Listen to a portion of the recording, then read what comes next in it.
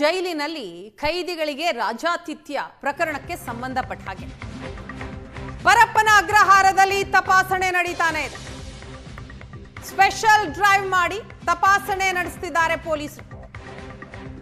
ಪರಪ್ಪನ ಅಗ್ರಹಾರ ಜೈಲಿನ ಒಳಗಡೆ ನಿರಂತರವಾಗಿ 36 ಗಂಟೆ ತಪಾಸಣೆ ಆಗಿದೆ.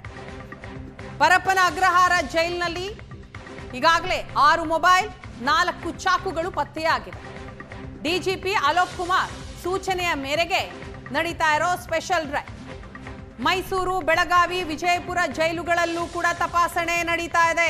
ಕೇವಲ ಬೆಂಗಳೂರಿನ ಪರಪ್ಪನ ಅಗ್ರಹಾರ ಮಾತ್ರ ಅಲ್ಲ, ರಾಜ್ಯದಾದ್ಯಂತ ಇರುವ ಜೈಲುಗಳಲ್ಲೂ ಕೂಡ ತಪಾಸಣೆಗೆ ಅಲೋಕ್ ಕುಮಾರ್ ಅವರು ಸೂಚನೆಯನ್ನ ಕೊಟ್ಟಿದ್ದಾರೆ. ಆ ನಿಟ್ಟಿನಲ್ಲಿ ತಪಾಸಣೆ ನಡೀತಾ ಇದೆ. ಮೈಸೂರು ಕಾರಾಗೃಹದಲ್ಲಿ 9 ಮೊಬೈಲ್ ಫೋನ್ ಸಿಕ್ಕಿದಾವೆ, 11 ಸಿಮ್ ಪತ್ತೆಯಾಗಿದೆ.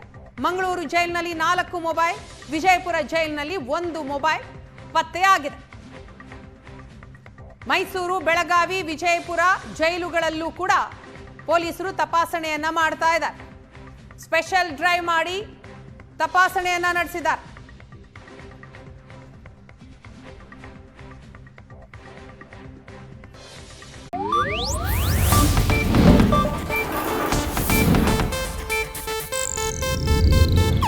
ಇದು ಏಷ್ಯಾನೆಟ್ ನ್ಯೂಸ್ ನೆಟ್ವರ್ಕ್ ಪ್ರಸ್ತುತಿ.